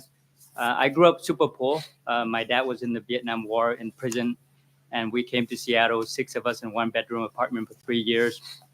I was 15, no English, no nothing. And after I became a GI doctor, I'm very grateful for America every single day. So I wanted to serve in underserved community. And so I had a choice between different community like Longview, you know, some other cities and Yakima. And I decided to come to Yakima because I had a friend who was here and had kids in the PAL program. And I was interested in that. So I've been here and I'm very grateful for that. I've been here for 12 years and I'm intended to stay here forever because there's such a shortage here and you all already know that. Recently, I've had a friend who came here because the PAL program, he's an oncologist. So I hope you guys don't get rid of the PAL program, but if you keep it, I hope that. So I have one son who is weird, as you know, the weirdest you could imagine. He actually was diagnosed with spectrum autism, and I heard that 5% of them can grow out of it, and he benefited a lot from the PAL program. I'm small, and I wish he could be a football player, but he couldn't. You know, he tried everything and he failed everything, and so somehow he excelled in that, and he went to the PAL program, and now he's in honor class at the high school, and all this teacher praise him for being considerate and all that stuff. You know, I have two daughters now in third going to fourth going to fifth. And I know that there's this budget issue, with the community, but I feel that, if there's a budget issue, then the issue should be addressed among all classes, instead of the PAL student. I think it's not fair for any student to not deserve the same kind of treatment from other students. So, if the PAL student have to share a teacher between fourth and fifth grade, then why not the other students? I feel that if that's a budget issue, then it should be spread equally among all other students. I had friends who had students in Montessori. Two friends actually had their kids in Montessori, and they had shared classes, and they were behind when they put them back in public school. Because in my opinion, I mean, I'm not really an educator in this field, but how can the teacher pay 100% to a fourth grade student while making the fifth grade wait for her to finish? So they have to share that teacher, and so that teacher cannot, and the students the same. They won't. I feel that they won't get the same kind of treatment like other students if they have their own teachers. So I hope that you look into options where perhaps, I don't know if this is a budget issue. I'm personally willing to donate my part to help, and I have been every year. I donate at least $1,000 to school per my kids because I feel that education shouldn't be free, and somehow I get it free. So and I'm willing to help if my part, if that's an issue with the program. I don't know how much how much money is allocated to specifically to the PAL program, but if there's none, because it makes parents nervous every year, wondering what's going to happen to this program, and it makes the teacher nervous about it too if they're going to have a job.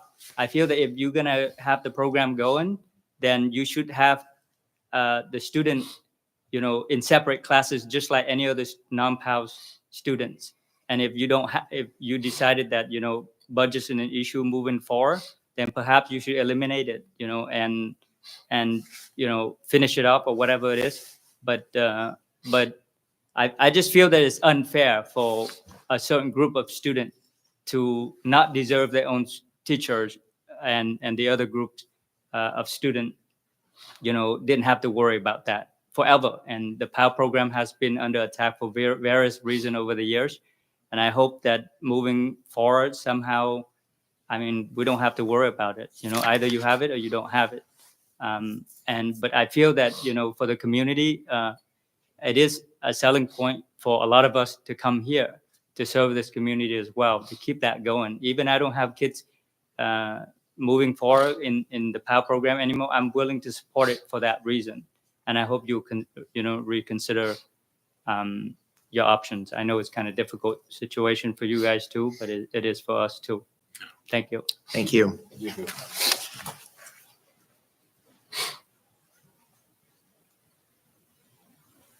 So is that, just to make sure, is that the one that has the arrows, is that the one, or there's others that want? Okay, go for it then. Sure. It's just somewhat to try to stay reasonably organized and I don't miss anybody. My bad. No, thank you. And Okay. go ahead and tell us who you are, please. I'm Kimmy Tree. I'm the parent. My beautiful daughter, Presley, is here too. She's in the PAL program right now. And as well as Samantha, she's also in the PAL program. They have Mr. Van Dyke. And he actually recently he stepped down from the PAL program because he felt like the PAL program is in jeopardy and he felt like his job wasn't safe. And he wanted to stay at White Hollow, so he stepped down and took a second grade position recently. So now, of the 3 classes, we only have 1 PAL teacher. Okay, but that wasn't what I wrote down. I'm going to talk fast because I know I have 3 minutes. So start your timer. No, Okay. it's okay. Thank you. Thank you for your consideration, though. Okay. All right. I'm coming to you as a concerned parent and advocate for PAL program and felt the necessity to speak up for HiCap, as well as the students who desperately need and thrive for this program. I feel dozens of questions that were asked at the PAL meeting April 18th were given one big answer. We will see the amount of students we have. 2 years is not a trend for lower numbers. And I was told that all across West Valley School District, the 3rd graders had a lower number in their classes. Parents and teachers were not given any opportunities to ask questions, raise concerns, or et cetera, only told the bad news at the PAL program. Quote, for the current school year in October 2023, total student enrollment was 5,610 students. With this return enrollment, the district is on track without the need to dip into reserves for this school year. We anticipate the board of directors will adopt a balanced budget for upcoming school year. This was posted on April 9th. I'm shocked to see such a drastic change. Sorry, it was posted on your website about the budget. I'm shocked to see such a drastic change with the budget within a matter of weeks. I also found Washington state funds for the HiCap program go up each year quite consistently. I will not bore you with the numbers. I would love to see a breakdown, first off, how much HiCap money our district gets, as well as how it's divvied up for this program per school. I would also appreciate a copy of the most recent itemized budget cut down. I believe this is kosher to ask for under the Freedom of Information Act. There's no way around keeping 3 HiCap teachers. Is there a way to fundraise to keep the program going at White Hollow? If so, how much are we needing? If there's no way around keeping the PAL program for 3 teachers, can the community petition to keep 3 teachers? Can we schedule a meeting with the community, the school board, the superintendent, to not only get more definite answers, but to come together to solve this problem? PAL is a well-oiled machine and a wrench has been thrown into the heart of it. My kids went to Montessori during COVID and came out a year behind once being put back into public school. So I also feel like consolidating the 3 classes into 2 classes is a terrible solution to the budget issue. That's all. Thank you. Thank you. Okay, next is Rubens? Robbins. Oh, that's an O.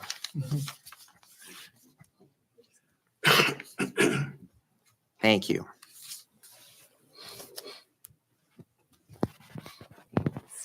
This is Samantha Robbins. I'm Bethany Robbins, and she goes to White Hollow Elementary in the PALS program. And she just wants to advocate. We won't take long. We're not here really formally anything to say, but she wants to advocate for the PALS program. We really are enjoying it. We're really thankful for it, and we really would like to see it continue. So like, I'm saying, like, for example, when there's like projects, I like the PALS program because there's like, you can go at your speed. Like some people go at a really slow pace, but some people go kind of like fast. But like everybody's still gonna get it done. Like, and I just really like that part about the PALS.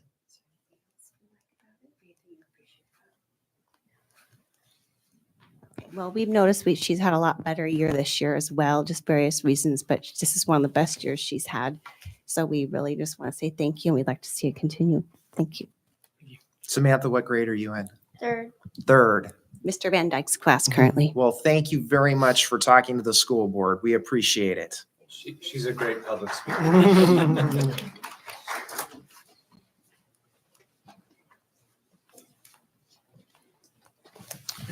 Okay.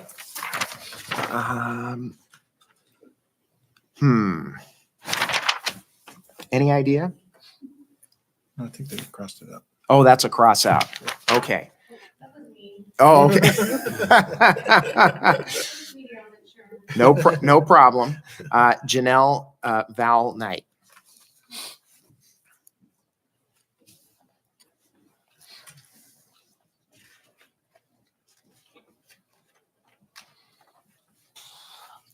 Thank you. I'm here to put my support behind the PAL program.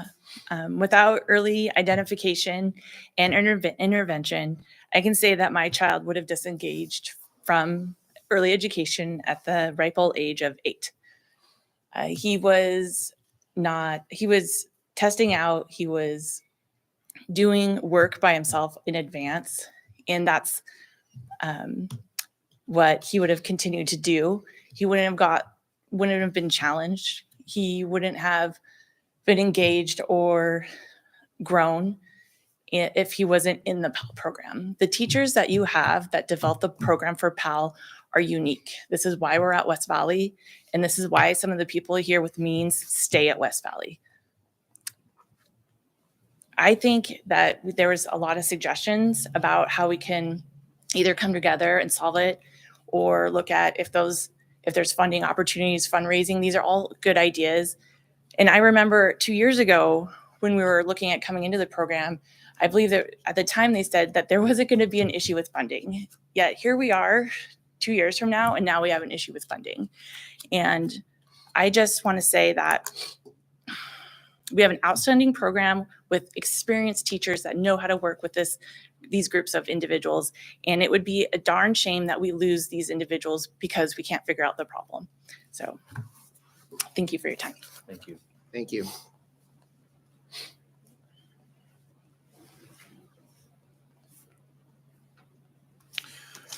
Okay. Tron?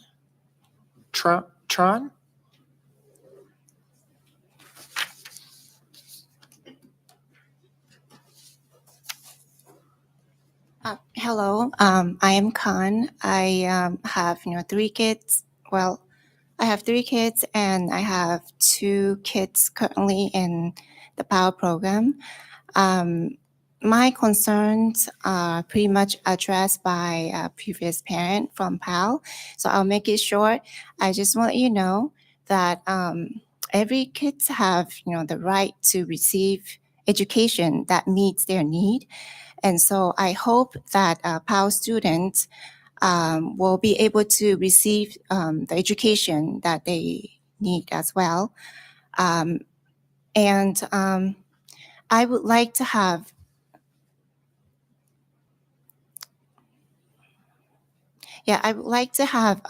clear and transparent explanation as far as how this decision was made based on. And I guess that way we can possibly, come up with a solution that can solve this, problem. And thank you so much. Thank you. And then last on the list is Rachel Jensen.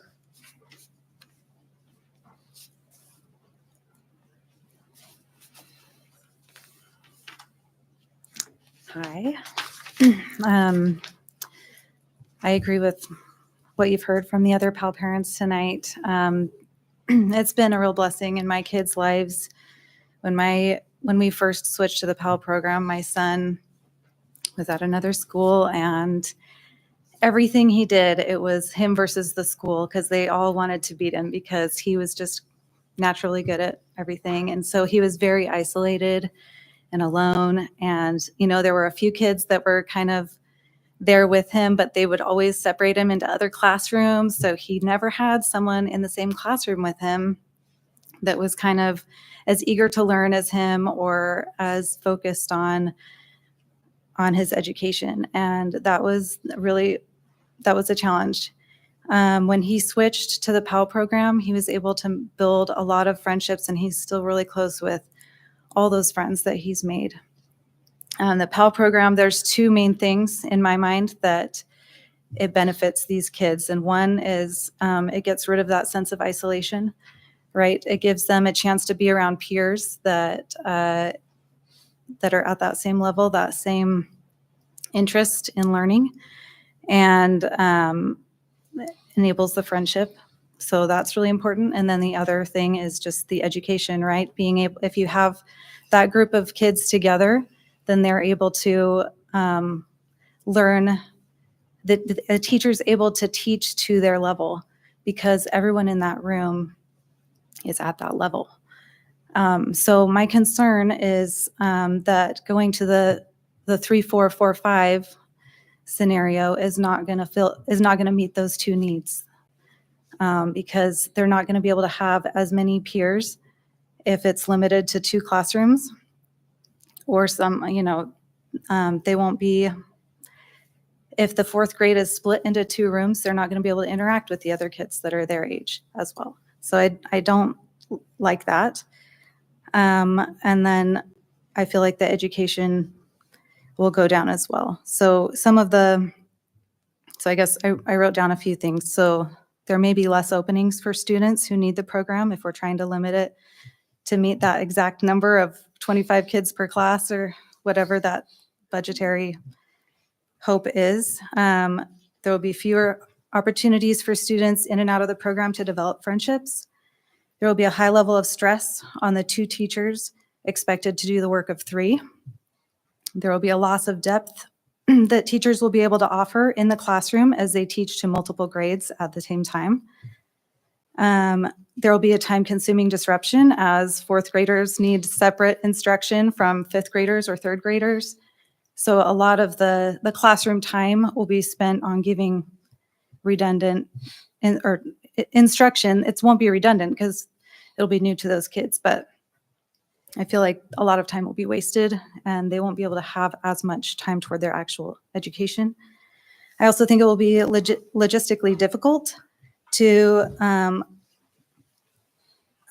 have the kids in 2 classrooms for 3 years and to have them not repeat material or be given busy work as the teachers are trying to accommodate the different levels in the classroom, where they'll have to come up with 2 full years worth of material so that they won't have repeating. And is there going to be some incentive for the teachers to do twice as much work in 1 year? So there's a lot of pitfalls that I see that I think would be a hindrance to those 2 core values that I feel the PAL program enables.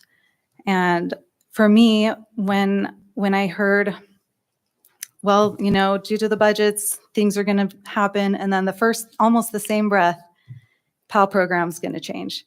And it felt kind of like, why are these kids different? Why don't they deserve what everyone else has? Why is it okay to take from them? So those are my concerns. I know we have a lot of great programs in our district, and I'm really thankful for that. And I hope that we can continue to fund all of them. So that's including the PAL program. So thanks. Thank you. Well, that concludes the list. As I said at the outset, I'm sure that Dr. Finch has most all of the contact information for the people that spoke.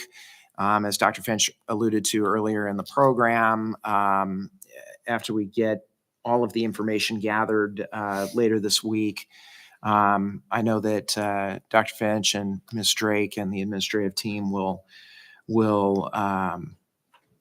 collaborate and report back as to what we are going to do moving forward to get the parents information to plan for next upcoming school year just as soon as we can. Before I close the public comment period, is there anybody else that did not sign up that would like to address the board? I'll open it up at this time. Mr. Marinacci.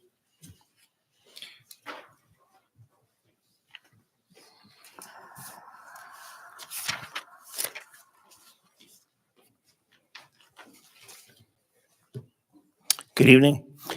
Just wanted to give a compliment. I really like the fact that there's a survey going out, a Net Promoter Score. Did this last year, and I think it's great we're doing it again. I had a chat with Minerva because she's the one who sent out the email, and just a couple of suggestions. I think it might be a good idea maybe to extend out the date from 4/26. And I'd asked her a question if the survey is anonymous, because when you open up the link, when you read it, it looks like it's like West Valley infrastructure, technology infrastructure. She did say that it was anonymous. I think if you send out a follow-up message and say, hey, we got this survey, just so you know it's anonymous, I think people might feel more open to share. In addition to, I got it because I have a student, obviously, is this going out to the community at large? The email reads,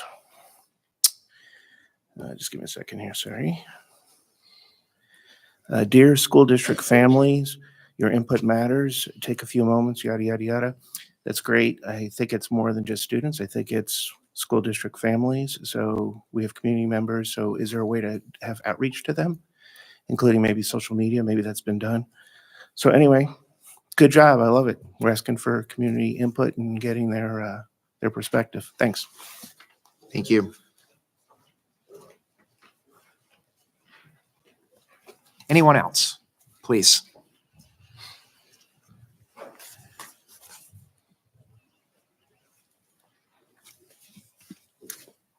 Hi, my name is Amy Martinez. I'm a parent of a student who's in 4th grade PAL right now, and I've had one who's in 6th grade went through PAL, and I have another highly capable student who is approaching 3rd grade next year.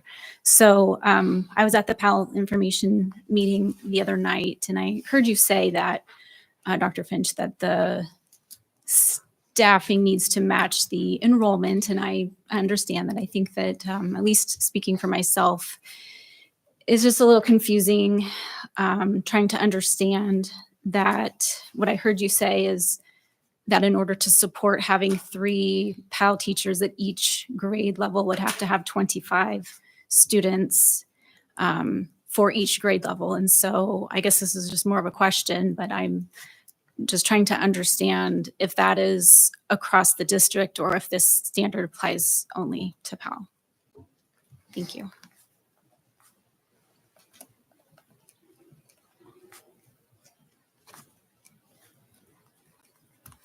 Okay, thank you. Last call. Oh, so you crossed off and now you're back on. That's okay. Just kidding. A little bit of levity doesn't hurt. Go ahead. So I'm Joy Nauman. I have 2 children. One is now in 6th grade, went through the 5th grade PAL program, and a daughter in the 4th grade PAL program. I echo what everybody has said. I'd like to add also, I'm a trained Montessori teacher. I have 2 different diplomas. I have a master's in education. I'm now working as a primary care physician.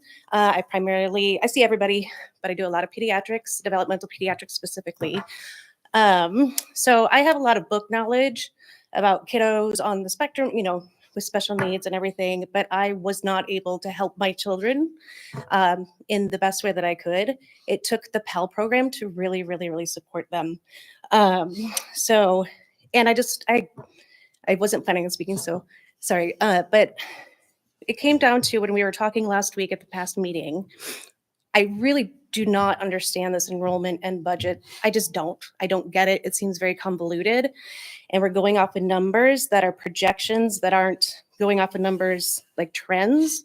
And then, we're talking about there was a trend of less 3rd grade students all around, but then we're going off of projections of who's going to sign up. But that was at the parent info night. And when my kids were identified, I was not planning on putting them in the PAL program. It took the parent info night for me to make that choice and for me to see and experience, what it was all about. If you had called me the week before that parent meeting and before spring break, I probably would have stayed at Cottonwood where we were happy and we were doing well. But it took the Pell program for my children to really, really thrive. And they both blossomed. And now I just want to just say for the fifth grade that's now sixth grade now, if you go to the middle school and you ask any of them what their problems are, they're struggling. They're having a really, really, really hard time transitioning from Pal to the sixth grade. And that's a whole other conversation. But not one of them would say they're being bullied. And not one of them would say that they don't have a support group, that they don't have people that they can go to. So there's more to the community of the PAL program that's so strong. It's meeting other parents with other weirdo kids that do weird things and commiserating and, oh, your kid's doing that too, great. How can we support that? So those are my comments. But I guess the biggest question, it just seems really convoluted. I'm really good at math, but I don't necessarily understand budgets, and I'm not here every month, hearing how everything goes, but it just seems really confusing, this whole enrollment. And if there was not enough enrollment to fulfill 3 teachers, then why did you get rid of 1 position when you already knew 1 teacher was going somewhere else? So now we're left with 1 teacher. So we're a little confused by that as well. And as far as the mixed age classroom goes, like I said, I'm a trained Montessori teacher, so I'm in support of it. But I do agree that you can't take one environment and make it another. Like Montessori works as a mixed age classroom because that's a philosophy. It's an entire system of learning. You can't, this is a different system of learning. So making it a mixed age classroom does put a lot of extra undue stress onto the teachers. So thank you for your time. Thank you. Mhm.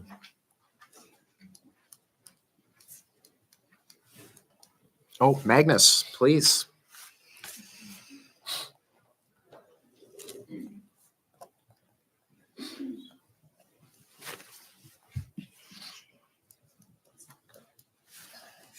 If you'll permit me to just kind of step aside for a moment and speak to you guys as a former Pal kid, one of those weirdos, if you will.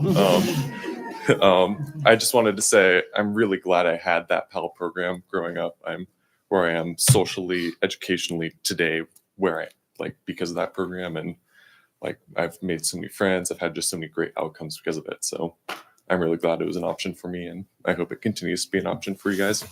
Thanks. Thanks, Magnus.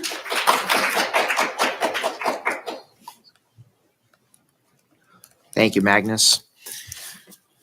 Well, I'll give Magnus the last word then, and I'll go ahead and close the public comment period. I'd like to just say thank you for everybody that came out. I know that I'm looking over at Dr. Finch's sheet over there, and he's got a lot of notes, and so I know that none of these decisions are taken lightly, and your input is valued and appreciated. So thank you very much. And I'll close the public comment period.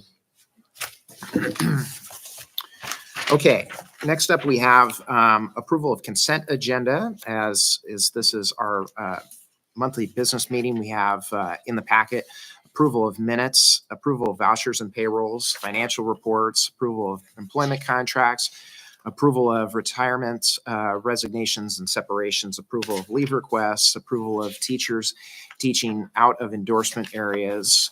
And that is the consent agenda. Maybe for our board members, I know we don't normally have any introductory comments to the consent agenda, but for the incoming board members, could you talk briefly, Dr. Finch, about the last item, approval of teachers teaching outside of their endorsement area? Yeah, so the teachers, they are certified, but they may be teaching 1 or more periods out of their endorsement area. So it is a requirement that if that is the case in a school district, then the school board is required to make an annual approval for that.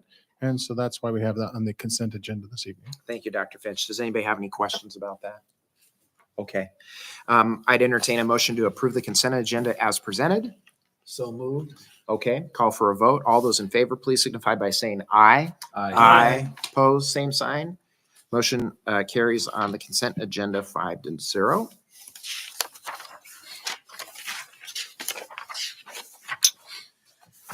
Item 9, discussion items. We have public hearing time now for Title VI Indian Education Grant. Dr. Fitch. All right, so Geraldine Ashbaugh is here this evening. She had a meeting with our parent group. We are making an application for Title VI funds, which are federal funds to serve Native American students. At the meeting, the parent group identified 3 areas they'd like to see improvements in West Valley in the next school year. That's to increase knowledge of Native American culture, have increased relationship building, and increased community representation. So those are the 3 areas that they identified. As part of our grant application, we do need to have a public hearing, which we'll have here in a second with the public comment. And just basically, if you have any questions for Geraldine, she's here if you have any questions. And if you do have questions, then Geraldine, you'll need to come to the microphone because we are streaming and we want to have the microphone use. So any questions for Geraldine?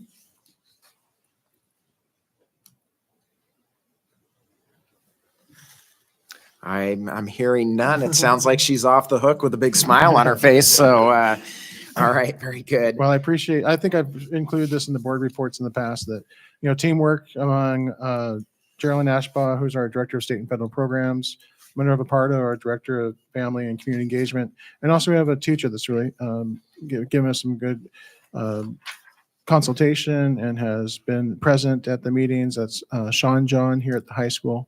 So I really appreciate Sean providing us that consultation work as well. And this is going to be an improvement for our district. This is going to be the first time in many years that we've applied for the Title VI funds. So I really appreciate Geraldine's work on that. Thank you. Okay. Item 10 is public comments on a discussion item that Dr. Finch just introduced. As well as we would take public comment on any action items that are before the board this evening, which includes travel requests, some policy revision first reading, and school bus purchases and some capital improvement projects. So with that, I'll open it up for public comment on discussion items. And we'll go ahead. We'll officially open the public hearing for Title you. VI. So it's now open. Any comments regarding Title VI? Okay, with no comments, then we'll close the public hearing for Title VI, and then we'll also provide opportunity for public comment on the other discussion items, action items that are on the agenda. I'm not seeing anybody come forward. We'll go ahead and close the public comment period. Action items, action item 11A, which is approval of travel requests. There are 5 in the board's packet. We can take these as a group or individually, or unless anybody has any questions before we take a motion. Otherwise, I'd entertain a motion. So moved. Are we making a motion to approve all 5? All the travel requests. Thank you. Mr. Wolcott makes a motion. Call for a vote. All those in favor, please signify by saying aye. Aye. Aye. Pose same sign. Motion carries 5-0. Next up is approval of policy additions and revisions first reading. These were in the packet. These are not necessarily new policies, but maybe reordered a little bit. Dr. Finch, why don't you go ahead and introduce those to the board members, please? Sure. So we have a recommendation from WVSD, the Washington State School Directors Association, to focus on these policies on health and fitness and nutrition. And so policy 2124 is health and fitness. There's a slight update that we need to do to provide that up to date. It does talk about the ELERS, which was the old name for the learning standards. So we're making some slight adjustments to the health and fitness policy. Next is nutrition 6700. So nutrition was nutrition and wellness. WVSD is recommended having 6700 be modified to focus only on nutrition. So we'll follow through with that recommendation. The next one is policy 6701, which is a new policy on recess and physical activity. So this is a new policy and it's needed because Senate Bill 5257 was passed last spring. It has a requirement for elementary schools to have recess. So we have that in our district. So there'll be no change of practice, but we do need to have policy that's aligned to the new state law. And then policy 6702 is a recommendation from WVSD to create a local wellness policy. As it turns out, we had caught this quite a while ago, many years ago, when the federal law came out and said that we needed to have a wellness committee and a local wellness committee. And so we've been kind of chugging along West Valley, having that local wellness committee. It's primarily with our child nutrition and health services, and they meet once a month and review and make suggestions for improvements. So we've been doing that for quite a while. WASDA has recommended that all districts adopt this policy 6702 to create a local wellness policy. We have it already, but in our policy, we had numbered it 3409. And so we're recommending that we go ahead and change that to the policy number that WASDA is recommending. So it is in the 6000 series. And so that makes a lot of sense, actually. So we'll have the 6700 nutrition, 6701 recess and physical activity, and then 6702 the local wellness policy. So a little complicated there, but hopefully my explanation kind of made sense there. Yeah, thank you, Dr. Finch. Any other questions from the school board members? No? Okay, we can take a motion to approve all 4 of these first reading. I'll motion. Okay. All right, there's a motion to approve the 4 first readings of these policies. I'll call for a vote. All those in favor, please signify by saying aye. Aye. Pose same sign. Motion carries on first reading of 2124, 6700, 6701, and 6702, 5-0. Next up, we have approval of school bus purchases in the school board packet. Our transportation director is asking us to allocate funds for the acquisition of a couple of school buses. This was subject to the public bidding process. There were 2 vendors that had responsive bids, and these are this is in response to the 2 lowest bidders. One is a special education bus, and one is a regular purpose bus. And I think Jamie mentioned that this was coming down the pike when she visited with us a couple of weeks ago. So, anything else to add, Dr. Finch? Well, I'd just like to share that the way education in Washington State is funded, it's very clear with the different budgets and the way that the restrictions on each of the budgets. So this is actually from the transportation fund. And so the state provides with depreciation of buses, and there's funding for transportation through the transportation fund. And so this is specifically for transportation. It cannot be used for other purposes. And so this purchase of the bus will come from the transportation fund. Thank you for that indication, Dr. Finch. Dr. Finch, could I just ask one question just for clarification? But so are they replacing buses? And what do we do with those other 2 buses? Do we sell those? Right. So it's on a depreciation schedule, and we take the buses that are at the end of their schedule. If they're able to be used as like a sub bus or something like that, or have around that would be beneficial to the district, then we keep them. But most often they're surplus at that point, and they are part of the surplus sale, which we do annually. And Joe gave me the thumbs up, so that was not my necessarily department, but I'm in charge of everything. So, and I was sharing with one of the board members, like all these different funding and the rules and regulations. I mean, there's a whole class you have to take in your doctoral program on school finance. So it's good questions that we had behind the scenes about all these different funds. All right. Thank you for that question. I'll go ahead and make a motion to approve the purchase of the school buses as presented in the packet. Call for a vote. All those in favor, please signify by saying aye. Aye. Aye. Pose same sign. Motion carries 5-0. Next up is approval of Cottonwood and White Hollow chiller upgrades. All right. Again, there was a cover memo in there from Joe Conley, who is here this evening. This purchase is from the Capital Projects Fund, and so that's specifically for capital project upgrades, and that's separate than our general fund. So the chiller upgrades are part of the schedule for capital projects, and we received beneficiary bids there. So we're looking for board approval so we can move forward with the projects. I'll make a motion that we approve the chiller upgrades. Thank you. I'll call for a vote. All those in favor, please signify by saying aye. Opposed, same sign. Motion carries on the Cottonwood Wide Hollow chiller upgrades 5-0. Next, item 11E is approval of the grandstands portion of the track and field project. Again, this is expenditure from capital projects as part of the state bid. And again, we need board approval to move forward with the project, and this will be very helpful as we look to get the project completed over the summer so that we can have it available for the fall sports season. I motion to approve. Thank you. I'll call for a vote. All those in favor, please signify by saying aye. Aye. Opposed, same sign. Motion carries 5-0.